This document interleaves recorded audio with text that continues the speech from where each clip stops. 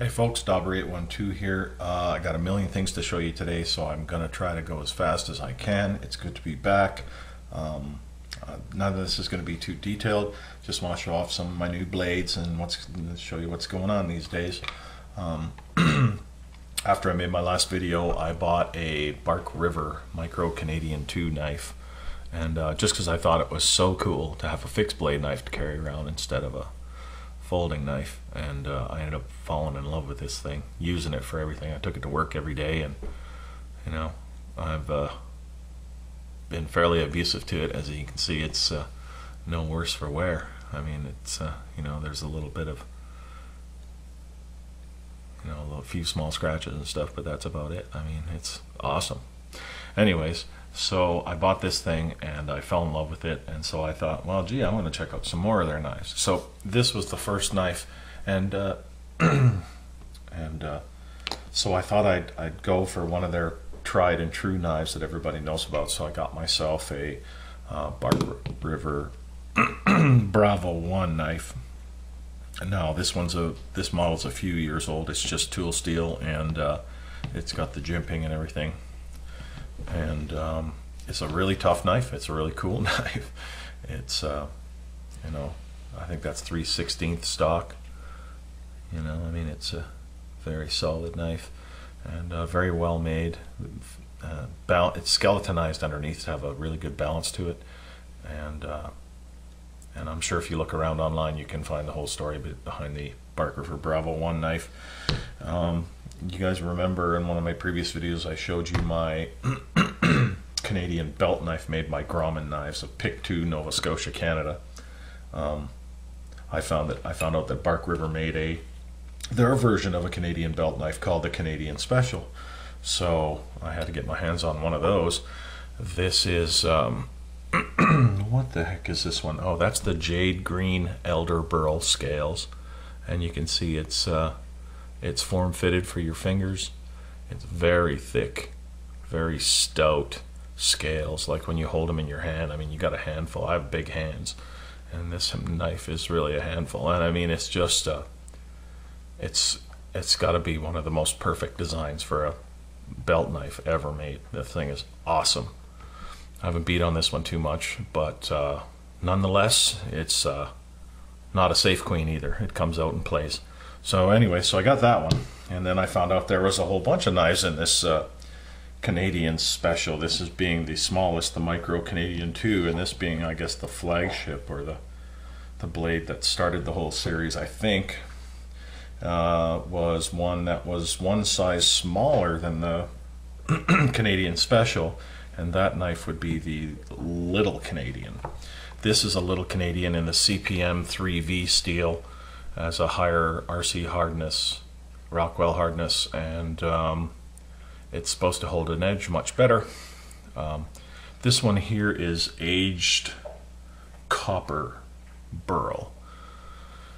Have a look at those. I just have a thing about the burly, so when I see a nice knife with nice burly wood, I have a hard time saying no. So anyway, so there's that one. This one's a little shorter. This one has a 3-inch blade and about a 4-inch handle. And then there's even one in between called the Mini Canadian. Now this is one of the coolest knives of all. This is a Mini Canadian. This is just in regular tool steel, and that is redwood burl scales. A little more natural look. Really nice looking though, if you can see. Anyways, this is the coolest knife. This knife here has the most hours on it, and the thing that I don't like about this knife is that the handle is just a little bit too thin, and not, you know, not wide enough or deep enough to really get a good grip on it, to, you know, because you have the stoutness and you've got the blade. You just don't have enough grip. For a smaller handed person, maybe. For me, no, not so much.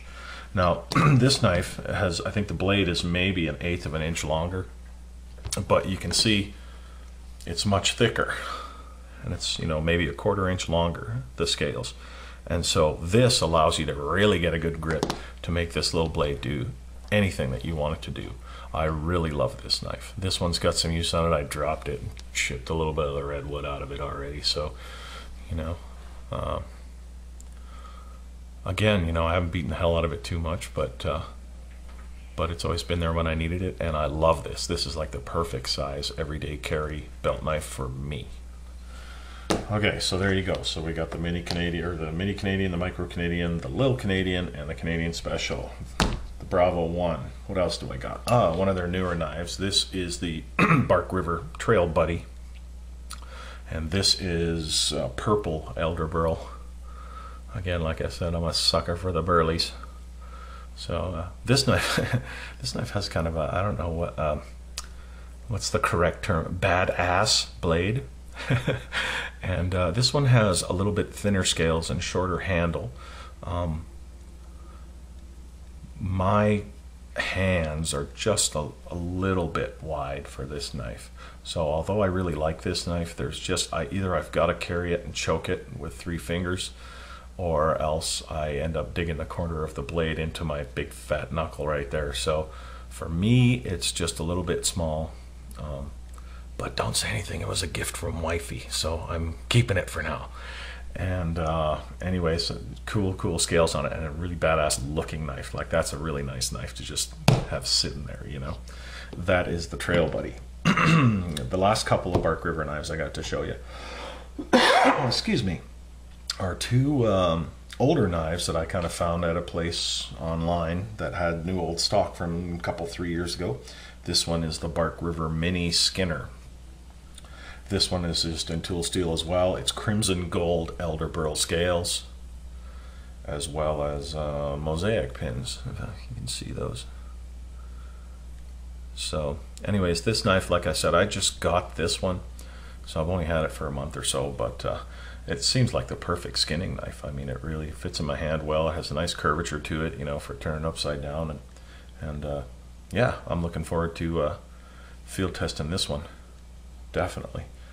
And then the last one is a kind of an obscure funny knife that they only did 1 run of, and it is called the Hedgehog.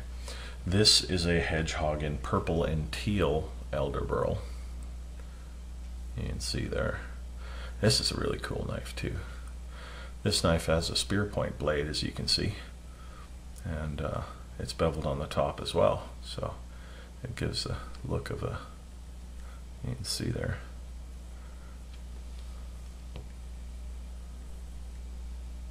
Very nice, very cool. And I got this knife for a song. It was on sale, so I ended up getting 2. So anyways, you know, this is a really cool knife. This is a good knife to have on your desk as a letter opening knife, something like that, you know. Good looking, slim, you know, very, it doesn't have the same heavy feel as a lot of the Bark River knives do, although it is handle heavy. But a very cool knife nonetheless. So yeah, anyways, I don't like the sheaths that came with any of them, of course, so I've got some sheaths and some leatherworks on the go, but I'll show you it when it's done. One more knife to show you. This knife right here, that is the Ontario Blackbird SK5 outdoor slash survival slash utility knife, I guess you could say. And this is made by, or was designed by, I know is affiliated with Paul Scheider and Hedgehog Leatherworks, because I bought this right from them. So I'm pretty sure Paul designed this knife, and they had Ontario build them for them. And I'll tell you, I was attracted to this knife right away by one thing, and that was the price. It was like $110, and you know, micarta handles, stainless steel blade, it's spear point blade. It's a 5-inch, I believe. Here, let's have a look. Yep, it's a 4 3/4-inch blade.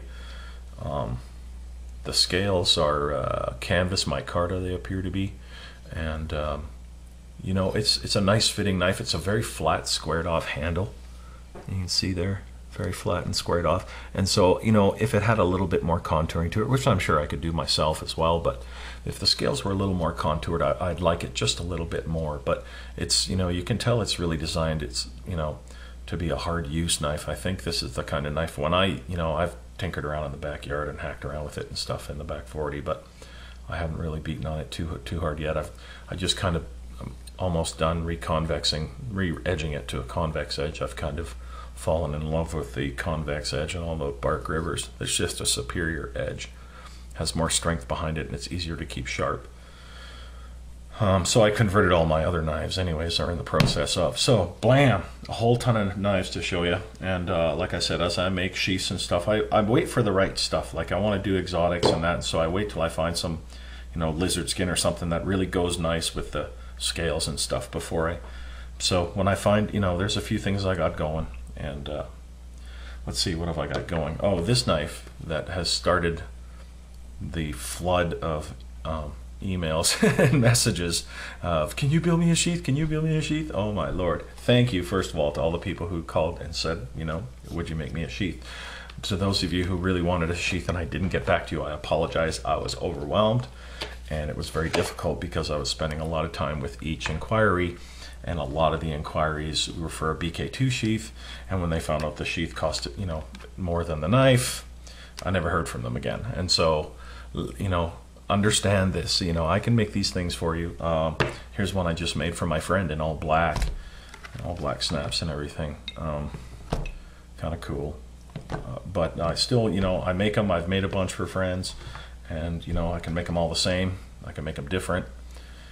I can make them, but understand they're going to cost more than a BK2. That's just the way it goes. You can get it without the tinder basket or the tinder box, and without the fire steel holder. That'll definitely knock some dough off of it and make it a little less expensive, but still, you know, it's going to cost you a few dollars. These are not $20, $30 sheaths. And once you have it and hold one in your hand and keep it for the rest of your life, you'll understand why. What else have I been doing? Oh, let's see here. Oh, I have one more Bark River knife to show you I forgot about. This is a pocket sheath. Bark River, some of their smaller everyday carry knives come with pocket sheaths, but they're wider. They're designed to put a credit card in beside the knife. Not just too wide and too big for me, so I went ahead and made myself one that was a little leaner, easier to stick in your pocket, and I've got it carrying one of my newest and coolest Bark River knives, and that is my Bark River City knife. This is a super cool knife. This is a CPM 154 stainless knife.